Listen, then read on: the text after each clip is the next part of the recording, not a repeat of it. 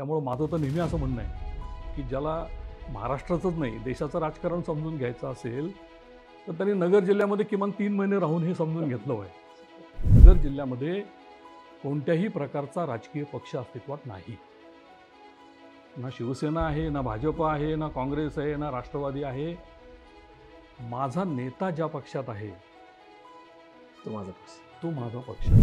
की लोणी गावामध्ये बसून सगळ्या गावकऱ्यांना एकत्र करून शेअर घेण्यासाठी त्यांना प्रवृत्त करणं आणि 1-1 रुपया असेल किंवा जे काही त्यांचं भागभांडवल असेल असं सगळं एकत्र करून धनंजयराव गाडगेळांच्या साथीनं ती सगळी मुहूर्तमेढ त्या ठिकाणी रोवायची. म्हणजे एक काळ आमचा नगर जिल्ह्यामध्ये असा होता की देशाचं राजकारण नगर जिल्ह्यातून झालं.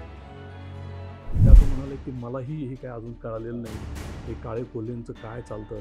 आणि ते असं म्हणाले होते की यांचं अंधारातलं राजकारण वेगळं असतं आणि उजेडातलं राजकारण हे वेगळं असतं. आणि या सगळ्या भीतीला आधार देण्याचं काम म्हणजे बळ देण्याचं काम त्या काळामध्ये कुणी केलं असेल नगर जिल्ह्यात या सगळ्या नेत्यांसाठी ते शरद पवारांनी केलं.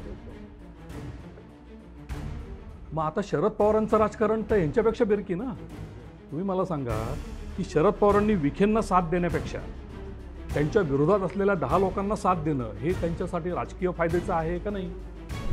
पण इंदिरा गांधींनी जेव्हा बँकांचं राष्ट्रीयकरण करण्याचा निर्णय घेतला त्यावेळेला बहुतांश कम्युनिस्ट नेते हे पक्ष सोडून काँग्रेसमध्ये इंदिराजींबरोबर दाखल झाले आणि त्यामध्ये नगर जिल्हासुद्धा सहभागी झाला. की कुणी कोणत्याही पक्षात का असेना बाकीचे सोयरे धायरे जर उभे नसतील आणि आपल्यापैकी सोयरा जर दुसऱ्या पक्षातून उभा असेल तर त्याला निवडून कसं आणायचं याची स्ट्रॅटेजी जी आखली जाते ते असतं राजकारण. आता प्रॉब्लेम असा झाला की दिल्लीला जायचं मी जर ठरवलं होतं आणि माझं तर झालं मग मला आता कोणती तरी बस पकडून तर जाणं आहे ना. अजित पवार गटामध्ये असल्यामुळे आणि अजित पवारांची भाजपबरोबर युती असल्यामुळे तो तर विषय नव्हता. निवडणूक तर लढवायची होती म्हणून ते शरद पवार गटामध्ये आले. काय प्रकारे हा नाही तर मला त्यांनी फार गमतीशीर उत्तर दिलं. ते म्हणजे काय सगळे म्हणतात तुम्ही एकत्र या तुम्ही एकत्र या. आम्ही आलो एकत्र समजा आम्ही एकत्र आलो मग आमच्या कार्यकर्त्यांनी काय करायचं म्हणायचं.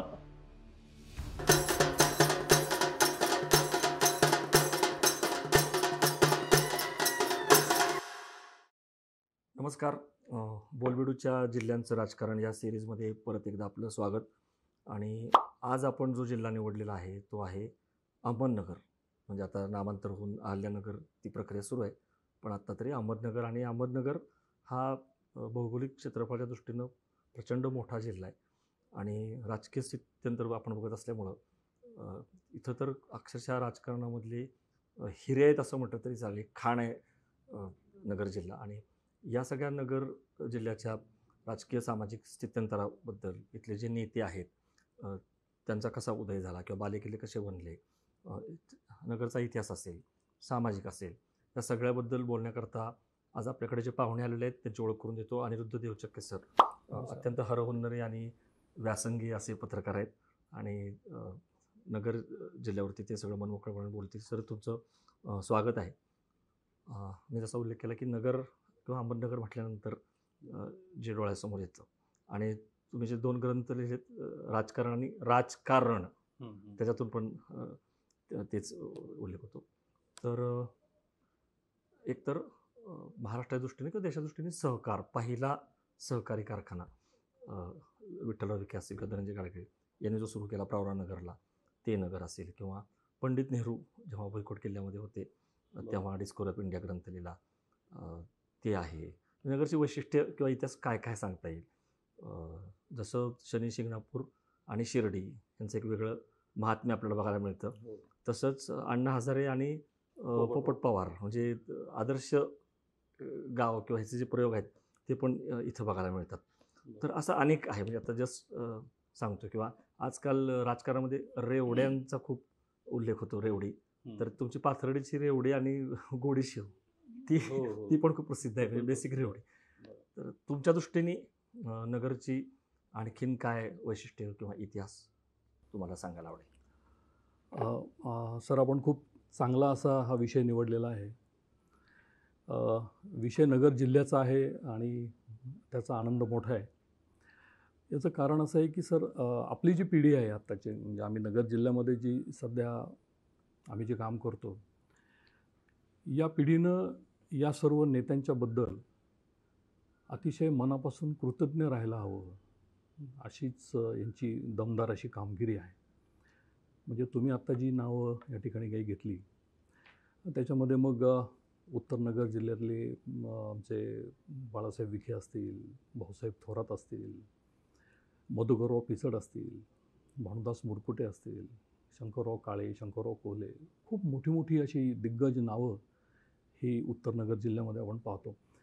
आणि त्याच पद्धतीनं दक्षिण नगर जिल्ह्यामध्ये सुद्धा आमचे शिवाजीराव नागोडे असतील, यशवंतराव गडाख असतील, आबासाहेब निंबाळकर असतील, आणि आता बबनराव पाचपुते आहेत, मारुतराव घुले आहेत. या प्रत्येक नेत्यांनी 70च्या दशकामध्ये जी एक दूरदृष्टी विकासाची दाखवली, त्याचं फळ जे आहे ते आज आपल्याला चाखायला मिळतं. म्हणजे या सर्व नेत्यांनी जर त्या काळामध्ये फक्त राजकारणच करायचं ठरवलं असतं आजच्यासारखं, तर कदाचित विकास म्हणा किंवा डेव्हलपमेंटची जी सगळी प्रक्रिया चालू व्हायला हवी होती ती नसती झाली. आणि म्हणून मी मगाशी असं म्हणालो की कृतज्ञता या नेत्यांच्याबद्दल आपल्याला बाळगायला हवी. याचं कारण असं आहे की राजकारण करता करता समाजकारण करणं, समाजाचे प्रश्न समजून घेणं, गरजा काय आहेत, लोकांना काय हवं आहे याची जाण असणं, आणि त्यातले बारकावे समजून घेऊन त्याचा अभ्यास करणं, त्याचे योग्य प्रस्ताव तयार करणं, त्याचा पाठपुरावा करणं आणि ते प्रत्यक्षामध्ये उतरवणं, ही सगळी कामं या सगळ्या नेत्यांनी केली. आता आशिया खंडातला पहिला साखर कारखाना म्हणून प्रवरा कारखान्याचं नाव आपल्याला माहिती आहे. आणि उत्तर नगर जिल्हा हा सधन आहे सगळ्या. दक्षिणेमध्ये सुद्धा अशी उदाहरणं आहेत.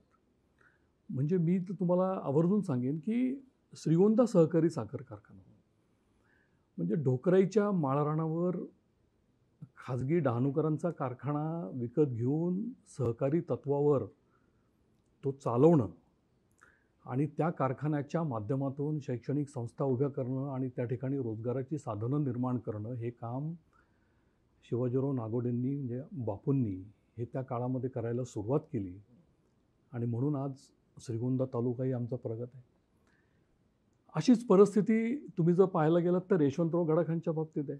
जिल्हा परिषदेच्या शाळेत शिक्षकाची नोकरी करणारा एक माणूस, एक नेता होतो आणि राजकारणामध्ये येऊन त्या ठिकाणी अक्षरशः शैक्षणिक संकुल फुलवतो सोनईसारख्या ठिकाणी. म्हणजे मुळा सहकारी साखर कारखाना असेल, मुळा बाजार असेल, किंवा त्या अनुषंगानं मुळा एज्युकेशन सोसायटी, त्या माध्यमातून फार्मसीचे वगैरे कॉलेजेस आहेत. या सगळ्या शैक्षणिक संस्था त्यांनी त्याच्यामध्ये दक्षिण भागामध्ये विशेषतः उभ्या केल्या. अशाच पद्धतीचं काम मारुतराव घुलेंचं आहे. म्हणजे ज्याला आपण बेंडा फॅक्टरी असं म्हणतो, ज्ञानेश्वर सहकारी साखर कारखाना, त्या कारखान्याच्या माध्यमातून ज्या अनेक संस्था उभ्या राहिल्या, शिक्षण संस्था असेल, बाजार समित्यांना त्यांनी बळ दिलं, अशा अनेक कामं त्या ठिकाणी त्यांची झाली. आणि त्यामुळे जो शेवगावसारखा परिसर आहे, पाथर्डीसारखा परिसर आहे, आप्पासाहेब राजळे वृद्धेश्वर सहकारी साखर कारखान्याच्या माध्यमातून त्यांनी आदिनाथ नगर म्हणून जो भाग आहे आमचा त्या कारखान्याचा, त्या भागाला एक नवं चैतन्य असं प्राप्त करून दिलेलं आहे आप्पासाहेब राजळे असतं, की नाही. याच पद्धतीनं उत्तरेकडे जर आपण गेलो तर तुम्ही राहुरीमध्ये बघा, बाबुराव दादा तनपुरे म्हणजे प्रसाद तनपुरेंचे वडील आणि प्राजक्त तनपुरेंचे आजोबा यांनी राहुरी सहकारी साखर कारखान्याची मुहूर्तमेढ त्या ठिकाणी रोवली. आणि मग त्या कारखान्याच्या निमित्तानं सूतगिरणी झाली, शैक्षणिक संस्था परत उभ्या राहिल्या, आहे की नाही. आणि त्या निमित्तानं त्या भागातलं जे अर्थकारण आहे ते अर्थकारण गतिमान करण्याचं काम या नेत्यांनी त्यांच्या दूरदृष्टीतून ते केलेलं आहे. थोडं पुढं गेलं तुम्ही श्रीरामपूरला बघा. श्रीरामपूरला गोविंदराव अधिक असतील, भानुदास मुरकुटे असतील, यांनी श्रीरामपूरची MIDC असेल, अशोक सहकारी साखर कारखाना असेल, त्यांनी त्या काळामध्ये चालना दिली. तुम्ही अकोला गेलात तर अकोल्यामध्ये हा सगळा पट्टा आहे जो नाशिकशी कनेक्टेड आहे, आदिवासी भाग. पाणी मुबलक आहे, परंतु रोजगाराचं काही साधन नाही. अशा भागामध्ये पिचडांनी, सीताराम भांगरे असतील, आमचे त्यांचे विरोधक अशोकराव भांगरे असतील, ह्या सगळ्या नेत्यांनी त्या ठिकाणी अगस्ती कारखान्याला चालना दिली, की ज्या संस्थेशी सर्वसामान्यांचं आयुष्य निगडीत आहे. अशा संस्था उभ्या राहिल्या पाहिजेत, असा एक सामाजिक दृष्टिकोन आणि सकारात्मक दृष्टिकोन त्या नेत्यांनी त्या काळामध्ये बाळगला आणि ते सगळं उभं राहिलं.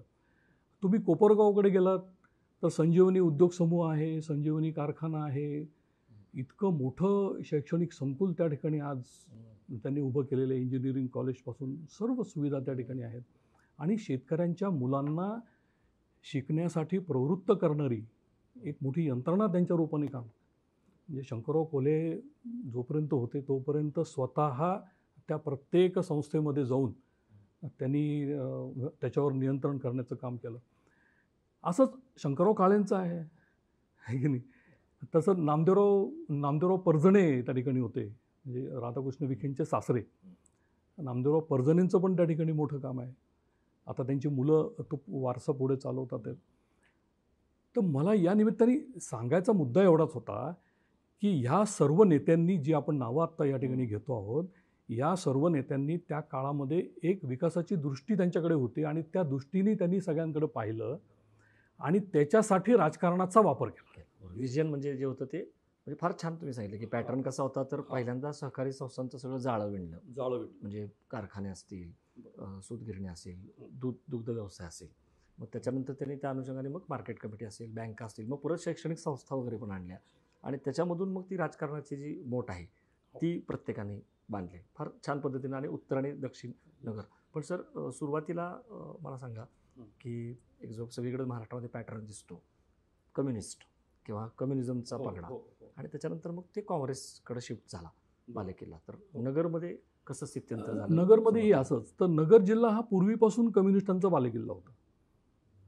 पण इंदिरा गांधींनी जेव्हा बँकांचं राष्ट्रीयकरण करण्याचा निर्णय घेतला त्यावेळेला बहुतांश कम्युनिस्ट नेते हे पक्ष सोडून काँग्रेसमध्ये इंदिराजींबरोबर दाखल झाले आणि त्यामध्ये नगर जिल्हासुद्धा सहभागी झाला. त्यामुळं नगर जिल्हा तेव्हापासून काँग्रेसचा बालेकिल्ला म्हणून ओळखला. म्हणजे आमच्या नगर जिल्ह्यामध्ये रावसाहेब पटवर्धन, अच्युतराव पटवर्धन यांच्यासारखे स्वातंत्र्य सैनिकांचं तिथे नगर शहरामध्ये वास्तव्य राहिलेलं आहे. बाळासाहेब भारदे सहकारी चळवळीचे अर्धोयू आम्ही त्यांना म्हणतो, यांचं त्या ठिकाणी हे राहिलेलं आहे. आणि काळाच्या ओघामध्ये नंतर जे बदल होत गेले मानसिकतेमध्ये आणि त्याचे हे परिणाम मग शेवटी सगळीकडेच झाले. म्हणजे काय नगर जिल्ह्यात असं नाही. म्हणजे एक काळ आमचा नगर जिल्ह्यामध्ये असा होता की देशाचं राजकारण नगर जिल्ह्यातून घडायचं. म्हणजे मगाशी आपण प्रवरा कारखान्याचा जो उल्लेख केला तर पद्मश्री विठ्ठलराव विखे पाटलांची दूरदृष्टी कशी होती बघा, की लोणी गावामध्ये बसून सगळ्या गावकऱ्यांना एकत्र करून शेअर घेण्यासाठी त्यांना प्रवृत्त करणं आणि एक रुपया असेल किंवा जे काही त्यांचं भागभांडवल असेल असं सगळं एकत्र करून धनंजयराव गाडगिळांच्या साथीनं ती सगळी मुहूर्तमेढ त्या ठिकाणी रोवायची. आणि ह्या सगळ्या पद्धतीनं त्यांनी ते सगळं घडवत आणलं. मग काळाच्या ओघामध्ये काय झालं की थोडा जसा पैसा खेळायला लागला, म्हणजे साधन संपत्तीने जसा माणूस प्रगल्भ होत गेला तसं मग डिफरन्सेस ऑफ ओपिनियन निर्माण व्हायला लागले आणि मग काही परिणाम मग त्याच्यात फाटाफुटी वगैरे झाल्या. आता याच्यामध्ये एक इंटरेस्टिंग गोष्ट अशी आहे की राजकारणाच्या अँगलने आपण बोलतोय म्हणून की ज्या वेळेला या सगळ्या संस्थांनी या आपल्या आधिपत्याखाली राहणाऱ्या संस्था उभ्या केल्या, याच्यातून काय झालं की अर्थकारण उदयाला आलं मोठ्या प्रमाणावर, बरोबर. मग आता हा जो सगळा पैसा आहे हा पैसा आपल्या मतदारसंघातून बाहेर जाता कामा नये, खेळता राहायला पाहिजे. मग त्याच्यासाठी बँकांची निर्मिती पण झाली. सहकारी तत्वावरच्या बँका बहुतांश मतदारसंघांमध्ये सर्व नेत्यांच्या बँका अस्तित्वामध्ये आहेत. आणि मग असं झालं की कारखान्याचं पेमेंट झालं की मार्केटमध्ये तेजी आली असं म्हणतात आमच्याकडे. हेच आहे ना. आता हे काय वाईट आहे का? नाही, हे खूप छान झालं. म्हणजे प्रत्येकांना तिथल्या तिथे सर्व गोष्टी अवेलेबल झाल्या. मग आता याच्यामध्ये नेमकं राजकारण काय? हा हां, मुद्दा कळीचा कळीचा आहे, मुद्दा, कळीचा मुद्दा. आहे की नाही? ह्या सर्व नेत्यांनी ह्या समाजकारणाबरोबर आपली राजकीय जी अभिरुची आहे हम्म. ती अतिशय बेरकीपणानं ही त्या ठिकाणी जपलेली तुम्हाला पाहायला मिळेल. त्यामुळं माझं तर नेहमी असं म्हणणं आहे की ज्याला महाराष्ट्राचंच नाही देशाचं राजकारण समजून घ्यायचं असेल तर त्यांनी नगर जिल्ह्यामध्ये किमान 3 महिने राहून हे समजून घेतलं पाहिजे. तर त्यांनी काय केलं, नोकरी व्यवसायाच्या निमित्तानं, ऊसाच्या पेमेंटच्या निमित्तानं, अशा वेगवेगळ्या मार्गानं आपला जो मतदार आहे तो मतदार संस्थेशी आणि त्या माध्यमातून स्वतःशी तो बांधून ठेवला. शेवटी सर्व प्रकारची सोंग आणता येतात, पैशाचं नाही आणता येत. आणि मग त्या केसमध्ये जेव्हा माझ्या मुलीच्या लग्नासाठी मला आर्थिक गरज आहे आणि मी उचल मागायला जेव्हा जातो त्यावेळेला मला सांगितलं जातं की साहेबांना एकदा भेटून घे. आणि मग मी साहेबांकडे गेलं की साहेब म्हणतात बरं ठीक आहे देतो, लक्ष राहू दे.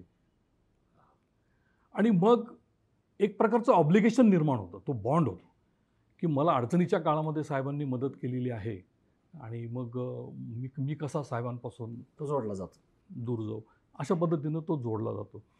अशी हजारो कुटुंब ही नगर जिल्ह्यातल्या विधानसभेच्या प्रत्येक मतदारसंघामध्ये जे नेते मंडळी आहेत पॉकेट्स पॉकेट्स पॉकेट्स तयार झाली. प्रत्येकाची पॉकेट्स म्हणजे एक प्रकारे मतपेढीच तयार केली. मतपेटीस तयार झाली. त्यामुळे अगदी अलीकडेपर्यंत म्हणजे मी तर म्हणेन आजही मी तर असं म्हणेन की नगर जिल्ह्यामध्ये कोणत्याही प्रकारचा राजकीय पक्ष अस्तित्वात नाही.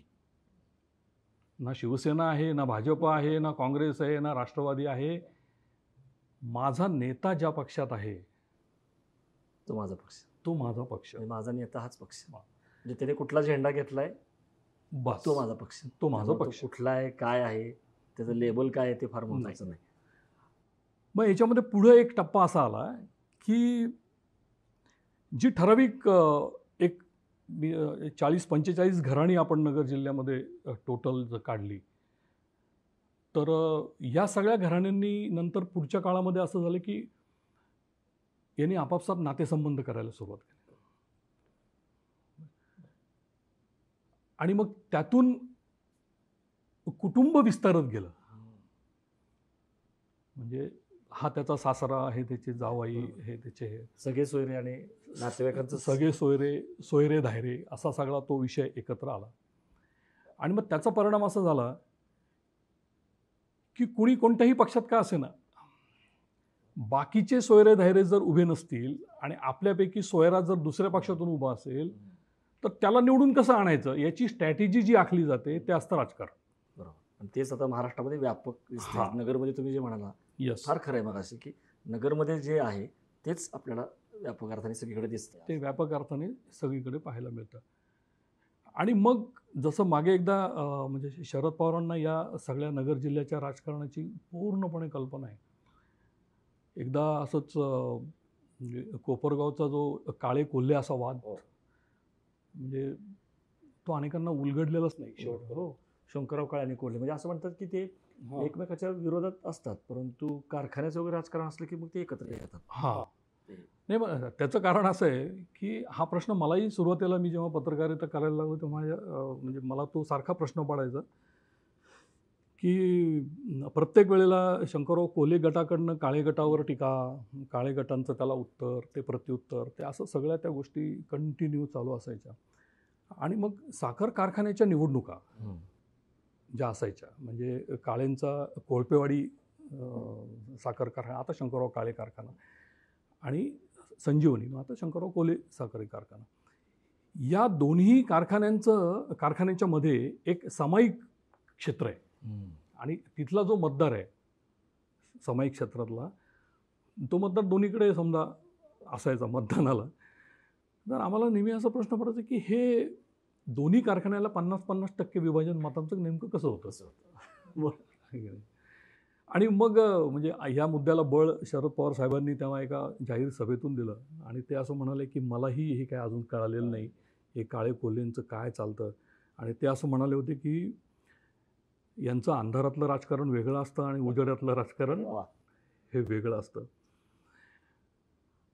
मग आता ह्या सगळ्या पद्धतीनं राजकारण करणारी, समाजकारण करणारी जी एक पिढी नगर जिल्ह्यानी अनुभवली, म्हणजे ज्या पिढीबद्दल मी मगाशी म्हणालो की कृतज्ञता ही असायलाच पाहिजे, त्या पिढीनंतर दुसरी पिढी जी राजकारणामध्ये आली ती काही प्रमाणात पहिल्या पिढीचे आदेश पाळायची. म्हणजे ठीक आहे बाबा, साहेबांनी सांगितलं, लिगसी आहे तो, वारसा आहे. म्हणजे उदाहरणार्थ शंकरराव कोल्हेंचे चिरंजीव असतील बिपिनदादा आहेत, मधुकरराव पिचडांचे वैभव पिचड आहेत, इकडं दक्षिणेमध्ये राजेंद्र नागोडे आहेत. अशा अनेक ठिकाणी आपल्याला ती पिढी आली. आणि त्याच्यानंतर जी पिढी आहे ती म्हणजे मग आता सुजय विखे, प्राजक्त तनपुरे, हा सगळा जो काही युवा पिढी आहे, या तिन्ही पिढ्यांचा जर आपण एकंदरीत असं बघायला, जर असं पाहायला सुरुवात केली, तर आत्ता थोडी परिस्थिती अशी आहे की आपापसामधलं जे लिंकिंग असायला हवं ते कुठंतरी थोडं आत्ता जरा डिस्टर्ब झालेलं आहे. मिसिंग आहेत ते. मिसिंग आहे लिंक्स समथिंग, की त्या पिढीनं केलेलं राजकारण, आताचं केलेलं राजकारण. मग त्या अनुषंगानं जेव्हा आपण विचार करायला लागतो तेव्हा मग असं लक्षात येतं की ह्यांनी जे मतदारांचे पॉकेट्स हे जे तयार केले होते त्याचा वारसा त्या पॉकेट्सचा प्रत्येक पिढीकडं ट्रान्सफर होत गेला. पण गंमत अशी झाली की पिढ्यागत ते ट्रान्सफर होत असताना त्या पिढीतली जी दुसरी पिढी होती त्या मतदारांची, ती तिथे राहिली नाही, ती बाहेर गेली, ती विस्थापित झाली. आणि मग त्यांच्या ज्ञानकक्षा रुंदावल्या, माहिती त्यांच्याकडे अवेलेबल होत गेली, आणि मग एक प्रकारची अँटी इन्कम्बन्सी ज्याला आपण म्हणतो, की एक रोष विनाकारण, त्याला काही कारण आहेच असं काही नाही, पण तो निर्माण होत गेला. आणि त्यातून मग थोडंसं राजकारण जे आहे, म्हणजे बंडखोरी होतेच, प्रस्थापित खूप मग. पण सर तुम्ही छान सांगताय, पण आपण एक एक घेऊयात. म्हणजे जसं की आता सुरुवातीला विखे पाटील, म्हणजे नगर म्हटल्यानंतर जी काही तालेवार नावं किंवा आहे, त्यांची स्टाईल काय होती राजकारणाची? म्हणजे विठ्ठल विखे पाटलांचं तुम्ही सांगितलंच की दूरदृष्टी दाखवली, गाडगिळांच्या सोबत कारखाना आणला आणि कसं सगळं जाळं फुलवलं. बाळासाहेब विखे पाटील म्हणजे असं म्हणतात की मुख्यमंत्री व्हायची क्षमता होती, पवारांशी तुष्ट, आणि जोपर्यंत विखे होते तोपर्यंत काँग्रेसचा बाले केला होता. मला वाटतं की जेव्हा विखेंनी पक्षांतर केलं त्यानंतर शिवसेना भाजप रुजली. हे खरं आहे का? विखेंनी जेव्हा शिवसेनेमध्ये गेले तोपर्यंत काय आपल्याला शिवसेना बीजेपी दिसत नाही. जसं कम्युनिस्ट तुम्ही आधी म्हणाला, नंतर सगळे नेते काँग्रेसमध्ये गेले. तर हा जो काँग्रेसचा बालेकिल्ला होता त्याच्यामधला हा विखे पॅटर्न जो आता आपल्याला राधाकृष्ण विखे, सुजय विखे असाही दिसतो. पण जसं बाळासाहेब विखे पाटलांनी शिवसेनेत, तसंच विखेंचे राजकारण दिसतं की तेही शिवसेनेत गेले, परत आले, आता ते भाजपमध्ये गेले.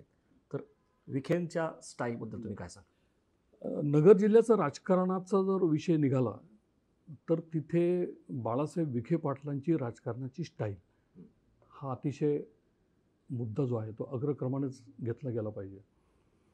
अतिशय हरहुन्नरी, अतिशय हुशार आणि अतिशय बेरगी असं राजकारण बाळासाहेब विखेंनी आयुष्यभर केलं. त्यांच्या प्रत्येक शब्दातून, वागणुकीतून नवीन काहीतरी शिकायला मिळायचं राजकारणातला.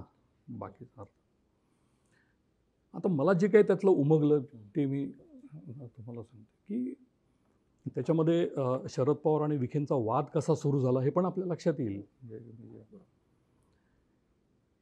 बाळासाहेब विखे पाटलांचं राजकारण हे उत्तरेमध्ये प्रभावशाली, कारण प्रवरा कारखाना आणि प्रवरा कारखान्याच्या अनुषंगानं उभ्या राहिलेल्या अनेक संस्था हे त्यांचं बळ होतं.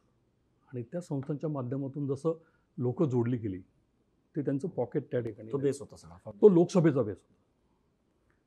आणि बाळासाहेब विखेंनी लोकसभेसाठीच राजकारण केलं केंद्रामध्ये, कारण वरपर्यंत त्यांचं. मग आता बाळासाहेब विखेंनी खासदार म्हणून काय काम केलं? त्याच्यामध्ये की एखादा माणूस राजकारणामध्ये राहून आपल्या क्षमतांचा पुरेपूर वापर कसा करून घेतो हे जर पाहायचं असेल तर बाळासाहेब विखेंकडेच पाहायला पाहिजे. हिने काय केलं की दिल्लीच्या राजकारणामध्ये जी काही लॉबी होती, IAS सगळी जी केंद्रीय सचिव वगैरे दर्जाचे जे अधिकारी आहेत, त्यांच्याकडे योजनांचा अभ्यास करून प्रस्ताव तयार करण्याची ज्यांची क्षमता होती, अशा सगळ्या लोकांबरोबर त्यांचा रॅपो अतिशय चांगला होता. मग त्यांना प्रवरेला आमंत्रित करणं, सत्कार करणं वगैरे या सगळ्या गोष्टी. आणि नंतर असं झालं की त्यांची जशी रिटायरमेंट आली तसं बाळासाहेबांनी त्यांना ऑफर दिली की तुम्ही आमच्यासाठी काम करा, आपल्याला समाजासाठीच काम करायचं आहे. आणि त्यांनी ते केलं. मग ती काम करण्याची स्टाईल काय होती की त्यांच्या दिल्लीच्या ऑफिसमध्ये 8-10 IAS अधिकाऱ्यांचं एक पॅनल हे तिथे बसून असायचं. आणि याचा फायदा असा व्हायचा की केंद्र सरकार पुढच्या महिन्यामध्ये एखादी योजना ग्रामीण भागासाठी आणणार आहे असं लक्षात आल्यानंतर हे अधिकारी त्या योजनेचा लाभ कसा उठवायचा आपल्या मतदारसंघासाठी याचं प्रस्ताव यांचा रेडी असायचा. योजना मांडली आणि लागू झाली की पहिला प्रस्ताव बाळासाहेब विखेंचा असायचा. क्या बात. हां, आता याचे फायदे काय झाले बघा. आता आपण जे बघतोय की शेतकऱ्यांना फायदा व्हावा म्हणून मोदी सरकारने काही नवीन योजना त्याच्यामध्ये आणल्या. मग शेतकऱ्यांना मार्गदर्शन करण्यासाठी केंद्र उभारायची, मग ते ॲप आणलं वगैरे वगैरे सगळं. हे बाळासाहेब विखेंनी त्याच काळात केलेलं आहे. हो, बरं, ही काही या सरकारची किंवा त्या सरकारची योजना असा तो भाग नाही आहे. ही प्रशासकीय पातळीवर ही जी विकासाची प्रक्रिया आहे ही कंटिन्यू चालणारी आहे. याला फक्त चालना द्यायची का खो घालायचं एवढं सरकारचं काम आहे, असं माझं मत आहे व्यक्तिगत. परफेक्ट आहे. आणि मग त्या काळामध्ये तुम्ही बघा की शेतकऱ्यांच्या कल्याणासाठीच्या ज्या ज्या योजना असायच्या किंवा कोणती पेरणी करायची, मातीचं जमिनीचा कस कसा ओळखायचा, त्याला काय काय आपल्याला संवर्धन कसं करायला पाहिजे, माती संवर्धन वगैरे. आता आमच्याकडे राहुरीचं कृषी विद्यापीठ आहे मोठं.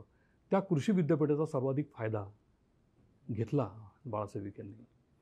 आणि त्याशिवाय केंद्र सरकारच्या मदतीनं कृषी विज्ञान केंद्र हे ठिकठिकाणी त्यांनी चालू केले. तुम्ही बाबळेश्वर म्हणा किंवा लोणी म्हणा, पायरेन्स सारख्या संस्था या उभ्या करण्यामध्ये बाळासाहेब विखेंचंच हे होतं. आता हे सगळं चालू असताना दुसरीकडे आता राजकारण करायचं आहे. मग काय झालं की लोकसभेचा मतदारसंघ बांधून ठेवायचा. म्हणजे 6 विधानसभा मतदारसंघ आहेत आणि 6 विधानसभा मतदारसंघामध्ये 6 नेत्यांचे 6 पॉकेट्स आहेत. विधानसभेला ते त्यांच्याबरोबरच आहेत. मग त्यांचं मतदान जर घ्यायचं असेल तर यांना राजकारण तर करावंच लागेल. मग या राजकारणाच्यासाठी बाळासाहेब विखेंनी काय केले की प्रत्येक विधानसभा मतदारसंघामध्ये स्वतःचं पॉकेट निर्माण करायचा एक प्रयत्न केला. म्हणजे काही लोक तिथे त्यांनी तयार केली, आपले कार्यकर्ते असतील, नेते असतील. मग ते तयार केली म्हणजे काय केलं तर त्यांना बळ दिलं. म्हणजे कोणाला नोकरी दिली प्रवरामध्ये, लाभार्थी म्हणावं असं. आणि असे जसे गट त्या त्या ठिकाणी तयार झाले, ते गट म्हणजे बाळासाहेब विखेंची त्या मतदारसंघातली झाली ताकद. आणि मग निवडणूक आली की हे गट उलटेपालटे फिरवायला मॉनिटर करण्याचं काम ही विखेंची यंत्रणा जी करत होती त्याला म्हणायचं प्रवरा पॅटर्न. बाळासाहेब विखेंचं राजकारण हे अनाकलनीय असायचं. समजून नाही यायचं की तुम्ही काय करणार आहात हे निकालानंतरच कळायचं यांनी काय केलं. म्हणून प्रत्येकाच्या मनामध्ये ती भीती की ह्यांचं काय पहिले बघा. आणि ह्या सगळ्या भीतीला आधार देण्याचं काम म्हणजे बळ देण्याचं काम त्या काळामध्ये कोणी केलं असेल नगर जिल्ह्यात या सगळ्या नेत्यांसाठी ते शरद पवारांनी केलं. मग आता शरद पवारांचं राजकारण तर यांच्यापेक्षा बेरकी ना. तुम्ही मला सांगा की शरद पवारांनी विखेंना साथ देण्यापेक्षा त्यांच्या विरोधात असलेल्या 10 लोकांना साथ देणं हे त्यांच्यासाठी राजकीय फायद्याचं आहे का नाही. त्यांनी तेच केलं. विखेंच्या विरुद्ध या सगळ्या जणांना मदत केली. मग त्याच्यामध्ये शंकरराव कोल्हेंच्या कारखान्याला जेव्हा राधाकृष्ण विखे भाजपमध्ये म्हणजे शिवसेनेमध्ये होते, पालकमंत्री होते जिल्ह्याचे, 18 शोकॉज नोटिसा त्यांच्या काळामध्ये त्यांनी संजीवनी कारखान्याला पाठवल्या होत्या. त्या नोटिसांमुळे जर्जर झालेल्या कोल्हे गटांनी एक मोठा मेळावा त्या ठिकाणी घेतला कारखान्याच्या कार्यस्थळावर आणि त्या मेळाव्याला शरद पवारांना बोलवलं. कारण ही सगळी साखर कारखानदारी आहे आणि मग कुठेतरी कोणाच्या तरी नाड्या आवळायच्या कुठल्या तरी माध्यमातून, हे सगळे कामं व्हायची त्या काळामध्ये.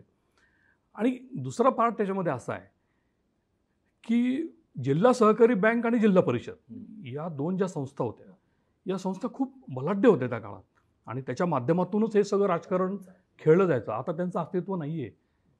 म्हणजे संस्था आहेत, संस्था आहेत बरं. पण त्यांचं अस्तित्व नाही आहे राजकारणाच्या दृष्टीनं काही. त्याचं महत्त्व संपलं. महत्त्व संपलं. पण त्या काळामध्ये ते महत्त्व खूप होतं.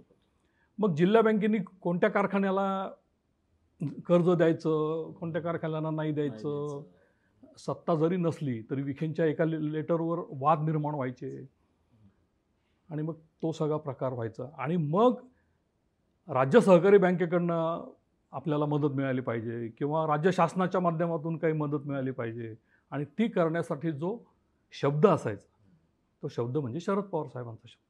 आणि म्हणून हे सगळे नेते जे आहेत जिल्ह्यातले, हे सगळे शरद पवारांच्या पाठीशी उभे राहिले आणि चित्र असं निर्माण झालं की शरद पवार विरुद्ध विखे पाटील हा तो संघर्ष. हे मी तुम्हाला खूप जुनं सांगतोय. म्हणजे या संघर्षाला पुढे धार आली ती 1991च्या निवडणुकीमध्ये लोकसभेच्या नगर दक्षिणेची, म्हणजे यशवंतराव गडाख विरुद्ध बाळासाहेब विखे पाटील अशी ती निवडणूक झाली. यशवंतराव गडाख निवडून आले आणि बाळासाहेब विखेंना सायकल हे चिन्ह मिळालं होतं. अपक्ष उभे राहिले आणि ते निवडणुकीमध्ये पराभूत झाले. मग त्यांनी ती निवडणूक हायकोर्टात नेली. पुढचं सगळं आपल्याला माहिती आहे. मग गडाखांना 6 वर्ष निवडणूक लढवायला बंदी वगैरे वगैरे सगळं. तर त्या काळामध्ये शरद पवारांनी जे काही स्टेटमेंट्स केले होते की उत्तरेकडनं आलेल्या जित्राबांना ठारा देऊ नका, असं एक स्टेटमेंट त्यांचं होतं. जित्राबा म्हणजे जनावरं. आणि ते खूप असं भेदलं, म्हणजे ते अनेकांच्या मनात जिव्हारी लागलं असं ते. आणि इतकं होऊनही जेव्हा कोर्टामध्ये सगळं ती केस स्टँड झाली तेव्हा शरद पवार साहेबांवर फक्त ठपका ठेवला गेला, त्यांना काही शिक्षा नाही झाली. आणि मग तेव्हापासून तो जो संघर्ष आहे तो शरद पवार संघर्ष तो आणि आपल्याला तो ट्रान्सफर झालेला दिसतो. म्हणजे इकडं मला अजित पवार आता जरी त्यांच्यासोबत नसले तरी राधाकृष्ण विखे पाटील आपण बघितलं मुळा प्रवृत्तीच्या निमित्ताने, किंवा आता जी निवडणूक होतीये त्याकडे आपण शेवटी घेत निलेश लंके हे एक प्रकारे विखे विरुद्ध पवार हेच. बाळासाहेब विखे असतानाच राधाकृष्ण विखेंचं राजकारण बहरलं ना, कारण ते लोकसभेला असायचे आणि राधाकृष्ण विखे आमदार असायचे. आणि बाकीच्या सगळ्या संस्थात्मक पातळीवर राधाकृष्ण विखेंचंच प्राबल्य होतं, एक नाही. आणि म्हणजे त्यांच्यामध्ये जी एक युनिक जो एक हे होता प्लॅटफॉर्म विखे पॅटर्नचा, तो आहे तसाच चालवला. आता तो पॅटर्न यांनी पुढे कसा नेला बघा, की जेव्हा बाळासाहेब विखेंचं काँग्रेसमध्ये खटकलं, तुम्ही मगाशी जे शिवसेनेमधला उल्लेख केला ते की बाळासाहेब विखेंचं काँग्रेसमध्ये खटकलं. आता हे खटकण्याचं कारण काय होतं की त्यांनी एक मुद्दा उपस्थित केला की पक्षांतर्गत लोकशाही या ठिकाणी हवी. आणि म्हणून मग सोनिया गांधी आणि सोनिया गांधींच्या भोवती त्या काळामध्ये जी काही नेते मंडळी होती त्यांचं आणि ते काय ते सगळा वाद झाला, ते वाजलं. त्याच्यानंतरही हे शांत होते. पण काँग्रेस ही आपल्यासाठी फार दिवस लाभदायक नाही हे जेव्हा बाळासाहेब विखेंना कळालं तेव्हा त्यांनी काय केलं की नगर जिल्ह्याच्या पातळीवर एक जिल्हा विकास आघाडी अशा प्रकारचं एक अराजकीय संघटन त्याला आपण म्हणूयात ते स्थापन केलं. आणि मग त्या जिल्हा विकास आघाडीच्या तालुका विकास आघाड्या स्थापन झाल्या. आणि तेव्हापासून तुम्ही बघा महाराष्ट्रामध्ये सगळीकडे विकास आघाड्यांचं राजकारण. पुण्यामध्ये पुणे विकास आघाडी केली होती बरोबर ठिकठिकाणी. आणि मग नेमकं तोच मुद्दा घेतला विखेंच्या विरोधातले जे सगळे नगर जिल्ह्यात, कारण प्रत्येक विधानसभा मतदारसंघामध्ये त्या तालुका विकास आघाड्यांचा ताप व्हायला लागला ना. म्हणजे तुम्ही आता कर्जत जामखेड मतदारसंघ घ्या, आमच्याकडे तिथे सोले पाटील असतील किंवा आणखी सगळे तिथली जी यंत्रणा आहे त्याच्यामध्ये काही लोकांना विखेंनी विकास आघाड्यांच्या मार्फत बळ दिलं. श्रीगोंद्यामध्ये तेच केलं. आणि म्हणून मग तालुका विकास आघाडी असा जे एक पॅटर्न तो त्या ठिकाणी तयार झाला. म्हणजे निवडणूक कोणतीही असो, विखेंच्या विकास आघाडीचं म्हणणं काय हे विचारात घेतल्याशिवाय प्रत्येकाला पुढचं पाऊल टाकणं मुश्किल असेल. म्हणजे केंद्रबिंदू विखे, केंद्रबिंदू सगळं विखेच. राजकारण विखेच्या भोवतीच फिरणार. निवडून यायचं असेल तुम्हाला तर विरोधकाला पाडायचं कसं याचं प्लॅनिंग जर करायचं असेल तर तुम्हाला विखे पाटलांकडे. आणि जे उघड उघड टीका करत होते, विखेंवर टीका करायची वगैरे, असे सुद्धा नेते अंधारामध्ये विखे पाटलांबरोबरच असायचे. हे आम्ही पाहिलंय.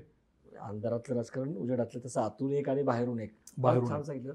कारण कारण जसं म्हणजे आता विखे आणि पवार तुम्ही सांगितलं, खूप छान पद्धतीने सांगितलं की कसा वाद निर्माण झाला. पण दुसरीकडे आपल्याला थोरातांचं दिसतं, म्हणजे भाऊसाहेब थोरात, बाळासाहेब थोरात आणि आता सत्यजित तांबे. म्हणजे जसं आपण एक घराणं बघितलं विखेंचं आणि राधाकृष्ण विखे तुम्ही सांगितलं. सुजय आणि लंकेकडे आपण नंतर येऊ. हो, पण हे जसं सांगितलं तसं मग भाऊसाहेब थोरात, बाळासाहेब यांच्यात काय होतं? कारण ते त्यांच्यामध्ये पण म्हणजे जसं पवार आणि विखे वितुष्ट वाद माहिती आहे, तर दोन्ही सांगा. म्हणजे भाऊसाहेब थोरातांची स्टाईल ते कसे प्रस्थापित झाले विखेंप्रमाणे? कारण त्यांनी पण सगळ्या संस्थात्मक राजकारण केलं त्यांनी शेवटी. ते कसे उदयास आले आणि त्यांचं आणि विखेंचं काय नेमकं बिनस? भाऊसाहेब थोरात एक खूप मोठं नेतृत्व होतं आणि विजेच्या प्रश्नावर, पाण्याच्या प्रश्नावर मग त्यांचा प्रचंड अभ्यास होता.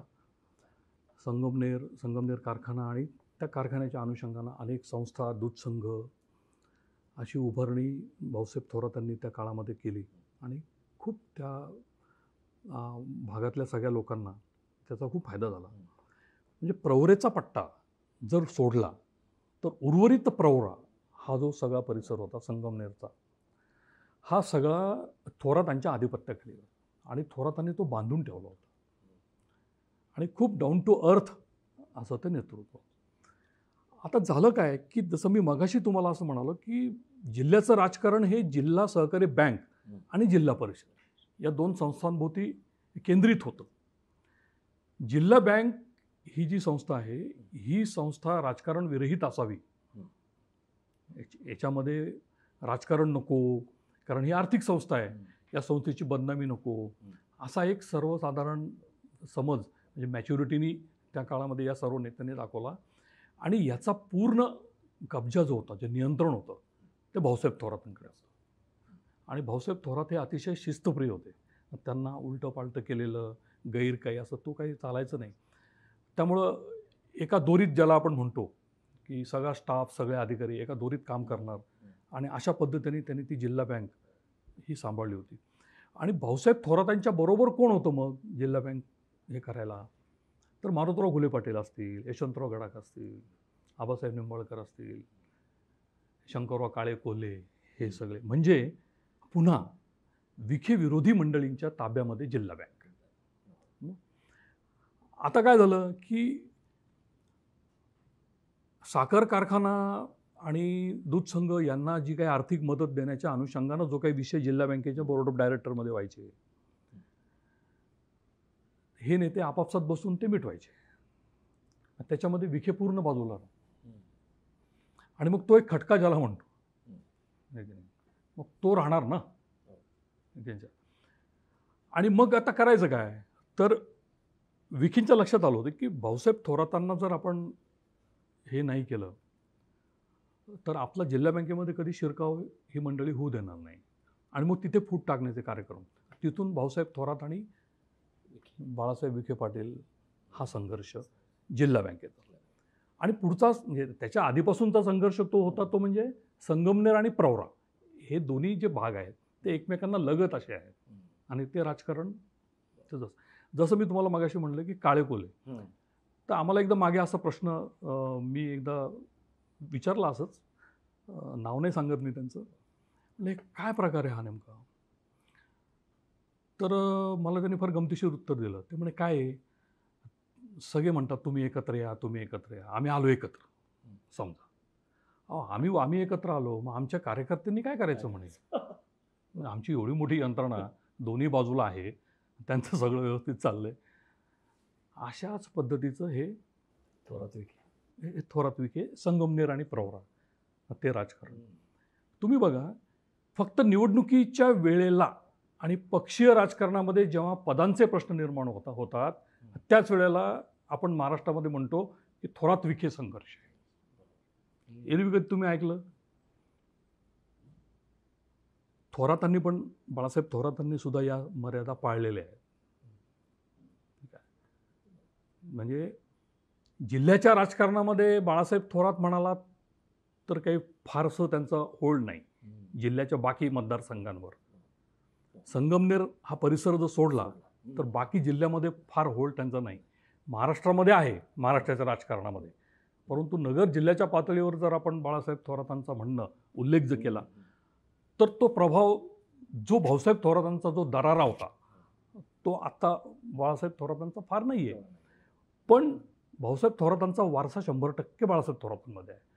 म्हणजे एक शिस्तप्रिय आणि प्रशासकीय कडवं ज्याला नेतृत्व आपण म्हणतो ते बाळासाहेब थोरातांमध्ये आपल्याला पाहायला मिळतं. आणि असंच नेतृत्व राधाकृष्ण विखेंच्या बाबतीत. म्हणजे बाळासाहेब विखे नंतर मी राधाकृष्ण विखे. प्रशासकीय पगडा जबरदस्त आहे. शासनाच्या सर्व योजना कशा आहेत, कायदे काय आहेत, कसं केलं पाहिजे, काय केलं पाहिजे, या सगळ्या गोष्टींची जाण राधाकृष्ण विखेंना पण आहे. म्हणून ज्या वेळेला जिल्हा बँकेमध्ये राधाकृष्ण विखे पाटील चेअरमन झाले एकदा, त्याच्या आधी असा किस्सा झाला की यांनी पण पॅनल उभं केलं विखेंनी आणि यांनी पण पॅनल उभं केलं आणि दोघांची लढत मोठ्या प्रमाणावरती जेव्हा व्हायला लागली तेव्हा यशवंतराव गडाखांनी थोडा समजूतदारपणा दाखवला आणि त्यांनी असं म्हटलं की आपल्याला सहमतीचं राजकारण करायला पाहिजे जिल्हा बँकेमध्ये. त्यामुळं राजकारणाचे जोडे आपण बाहेर काढून ठेवूयात आणि सर्वसामान्यांसाठी आपण जिल्हा बँक म्हणून त्याच्याकडे बघूयात. आणि हा प्रस्ताव दोन्ही गटांनी मान्य केला आणि मग काही जागा यांच्याकडे आणि काही जागा यांच्याकडे अशा प्रकारे ती निवडणूक बिनविरोध करून त्या ठिकाणी ती सत्ता आली. आणि त्यानंतर मग चेअरमन म्हणून राधाकृष्ण विखे पण झाले. आणि त्या काळामध्ये एक वर्ष दीड वर्षाच्या काळामध्ये सुद्धा अतिशय चांगल्या पद्धतीने त्यांनी त्याचं काम केलं. आता त्याच्यात परत एक गंमत बघा, म्हणजे की श्रीरामपूरचं जे राजकारण आहे, म्हणजे भानुदास मुरकुटे आणि तुम्ही म्हणाल गोविंदराव अधिक है ना, याच्यामध्ये आणखी एक पॅटर्न आहे, तो म्हणजे जयंतराव ससाणे. जयंतराव ससाणे पण एक मोठं नाव श्रीरामपूरच्या राजकारणामध्ये होतं. आता गोविंदराव अधिकांनी जयंतराव ससाणेंना राजकारणामध्ये आणलं आणि त्यांना तेव्हा सत्ता काँग्रेसची होती आणि साईबाबा संस्थांचा अध्यक्ष कोणाला करायचं असं जेव्हा विषय आला तेव्हा जयंत ससाणेंना अध्यक्ष होण्याची संधी गोविंदराव अधिकांच्या माध्यमातून मिळाली. कारण तेव्हा अधिकांचा पगडा होता राजकारणावर, प्रदेशाध्यक्ष वगैरे होते. आता याच्यामागे त्या काळामध्ये असं म्हणलं जायचं की गोविंदराव अधिकांना मुख्यमंत्री बनण्याचं स्वप्न आहे, ते आपल्या सगळ्यांना माहिती आहे. आणि त्याच्यासाठी श्रीरामपूर मतदारसंघातून आमदारकीची निवडणूक लढवणं हे एक टार्गेट गोविंदरावांनी ठेवलं होतं. पण नुसतं टार्गेट ठेवून नाही चालत ना, त्यासाठी संपर्क असायला हवा. मग पण त्यांचा संपर्क मतदारसंघात फार नव्हता मुंबईत. म्हणून त्यांनी माझ्या वतीनं संपर्क राहावा म्हणून जयंतराव ससाणेंना त्या ठिकाणी नगरपालिका म्हणा किंवा तिथलं स्थानिक राजकारणामध्ये स्थान दिलं. मग आता राजकारण नेमकं मग इथं परत प्रवरा पॅटर्न आला. मग गोविंदराव अधिकांना शह द्यायचा म्हणून मग राधाकृष्ण विखे यांनी जयंत ससाणेंनाच फोडलं. म्हणजे जेव्हा विधानसभेच्या पुढच्या निवडणुकीत तिकीट द्यायची वेळ आली तेव्हा अधिकाऱ्यांना असं वाटलं की हे म्हणतील मला नको आता उमेदवारी, कारण मी अध्यक्ष आहे आणि तुम्ही लढा गोविंदराव. तसं झालं नाही. यांनी इकडं फिल्डिंग लावली आणि मग ते आमदार पण झाले, साई संस्थांचे अध्यक्ष पण झाले. त्याच वेळेला हे जिल्हा बँकेचे अध्यक्ष होते आणि शालिनीताई विखे पाटील जिल्हा परिषदेचे अध्यक्ष होते. बरोबर. जिल्हा परिषदेच्या ग्रामीण भागातल्या प्राथमिक माध्यमिक विद्यालयांना मुलांना बसण्यासाठी बाकडे देण्याचा जेव्हा विषय आला, जिल्हा परिषदेकडे निधी नाही, मग साई संस्थांकडे निधी आहे. मग साई संस्थांच्या निधीतून उत्तरेच्या बहुतांश शाळांमध्ये शाळांना बाकडे देण्याचं काम जे आहे ते राधाकृष्ण विखेंनी केलं. आता एखाद्या ट्रस्टला, म्हणजे साई संस्थांसारख्या ट्रस्टला पहिले त्याला शासनाची मान्यता घ्यावी लागते, मग ती मान्यता त्यांनी मिळवून दिली. अशा पद्धतीनं प्रत्येक जिथे जिथे आपल्या हातामध्ये काही आहे त्याचा वापर 50% समाजकारणासाठी, 50% राजकारणासाठी, कुरघोड्या करण्यासाठी, अशा पद्धतीचं हे सगळं म्हणजे सर राजकारण. जसं तुम्ही म्हटलं की साखर कारखानदारी आणि त्यातून ज्या सगळ्या संस्था आहेत मग बँका असतील, पतपेढ्या, ह्याच्याभोवती जसं अर्थकारण राजकारण फिरतं तसं शिर्डी संस्थान पण एक फार महत्त्वाची एक संस्था म्हणावं लागेल. त्याच्याभोवती पण फिरतं, कारण अनेक लोक तिथं असतात आणि तेच आपल्याला राजकारणामध्ये पण दिसतात. तो एक पॅटर्न दिसतो म्हणजे आपल्याला. सदाशिव लोखंडे असतील, तुम्ही ससाणेंचं नाव घेतलं, किंवा शिर्डी तसा राखीव म्हणजे अनुसूचित याचा आहे. आठवले काय मागणी करत असतात तो लोकसभेचा तो आता 2009 मध्ये झाला. तर मला ते थोडंसं शिर्डीचं जे आहे तो एक पॅटर्न समजून घ्यायचं आहे तिथलं. आणि तिथं शिर्डी संस्थांचं म्हणजे साईबाबांच्या याचं त्याचं पण एक प्रस्थ आहे, मोठं आहे. ते नुसतं इथं नाही, देशात आहे. म्हणजे जसं म्हटलं की शनी शिंगणापूर आणि शिर्डी, तर ते त्यांचा प्रभाव काय आहे आपण राजकारणाच्या अनुषंगाने जर बघितलं.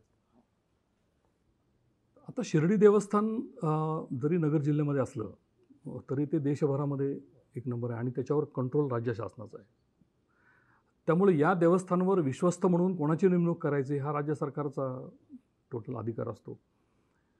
आणि राज्य सरकारचा अधिकार असल्यामुळे साहजिकच तो विखेंकडे येऊन जाईल, कारण बऱ्याचदा विखे सत्तेमध्ये आहे. परंतु स्थानिक शिर्डी पातळीवरचं राजकारण जर सोडलं तर बाकी ठिकाणी तसा प्रभाव फार नाही. अर्थकारण मात्र त्या भागामधलं जे आहे ते त्या देवस्थानमुळे चांगलं. म्हणजे समजा आपण असं म्हणू की गुलाबाच्या फुलांची शेती असेल, ती जर राहता परिसरात सावळी विहीर, राहता हा सगळा जो परिसर आहे ती फुलवली जाते. हॉटेल, लॉजिंग हा सगळा व्यवसाय त्या ठिकाणी. त्यामुळं उत्पन्न. आणि दुसरा पार्ट काय झाला की आलेल्या भक्तांकडनं जो काही पैसा तिथे वापरला जातो त्यातूनही उत्पन्न स्थानिक लोकांना पण रोजगार निर्मिती ज्याला आपण म्हणतो ती त्या ठिकाणी. परंतु राजकारण म्हणून संस्थांचा फारसा वापर हा माझ्या जरी पाहण्यात नाही असं ह्याने कुणी केला. आता तुम्ही लोखंडेंचा उल्लेख केला. आता त्याला आत्तापर्यंत आपण जे बोललो तेच त्याचं कारण आहे. कारण बाळासाहेब विखेंचा तो हक्काचा मतदारसंघ तो लोकसभेचा शिर्डी. अनेक वर्ष या सगळ्या विधानसभा मतदारसंघांमध्ये आणि लोकसभेमध्ये पूर्णपणे लोकसभेचं प्रतिनिधित्व केल्यानंतर शेवटी तो पगडा विखेंचा राहणार. विखेंना डावलून उमेदवार देणं किंवा निवडून आलेला उमेदवार विखेंच्या विरोधात काम करणारा जर असेल तर ते पॉसिबल नाही. हा त्यातला एक इंटरनल पार्ट आहे. मग लुडबुड न करणारा उमेदवार असायला पाहिजे. रामदास आठवले असे होते का? हा खरा मुद्दा ना. कारण देश पातळीवर RPIचं राजकारण करणारा नेता जर शिर्डीमधून खासदार झाला असता तर कदाचित माझा दावा नाही असं झालंच असतं. पण मला असं वाटतं की ते विखेंना थोडंसं जड गेलं असतं.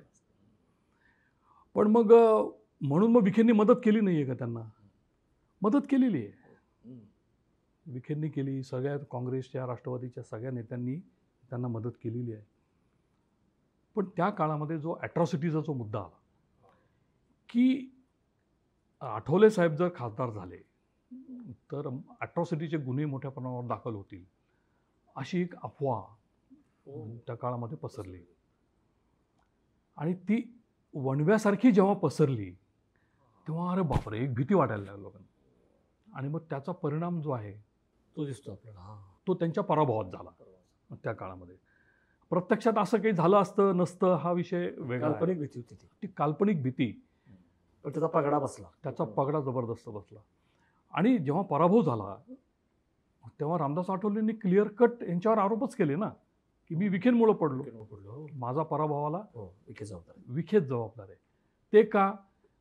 तर विखे आहेत याची गॅरंटी असल्यामुळं आठवलेंनी मतदारसंघात लक्ष दिलं नाही. फार इंटरेस्टिंग आहे. म्हणजे मला आत्ता जसं चर्चा सुरू आहे की संविधान बदलतील काय किंवा काय माहीत नाही आपल्याला, पण एक भीती किंवा विश्वास त्याचं काय होईल हे माहीत नाही. पण म्हणजे तुम्ही ते सांगता की त्या काळामध्ये आठवले आले तर ॲट्रॉसिटीचे गुन्हे दाखल होतील असं एक समाजमनावरती, मतदारावरती जबरदस्त पगडा बसला. आणि त्या भीतीतून आठवले पराभूत झाले आणि ते कापड तुम्ही सांगत होता. तर हां, तर विषय तोच आहे की रामदास आठवलेंनी हे गृहीत धरलं की बाळासाहेब विखेंचा मतदारसंघ आहे त्याच्यामुळं आपल्याला काही भीती नाही, आपण आरामात निवडून येऊ, असा एक विश्वास म्हणजे पंढरपूरला असताना जसं मोहिते पाटलांवरती डिपेंड होते हां, अशी इकडे विखे पाटला अशी डिपेंडन्सी होती. आणि मग त्याच्यामुळे काय झालं की त्यांची जी खालची यंत्रणा होती ती पण बेसावध राहिली. आणि मग शेवटी असं नसतं ना इलेक्शनमध्ये की सगळं तुम्हीच करा, प्रचारही तुम्हीच करा, हेच करा, निवडून आम्ही येऊ. असं जो काही हे आहे तो पॅटर्न कुठेच नाही चालू शकत. आणि मग त्याचा फटका आठवले साहेबांना त्या ठिकाणी गाफील राहिले.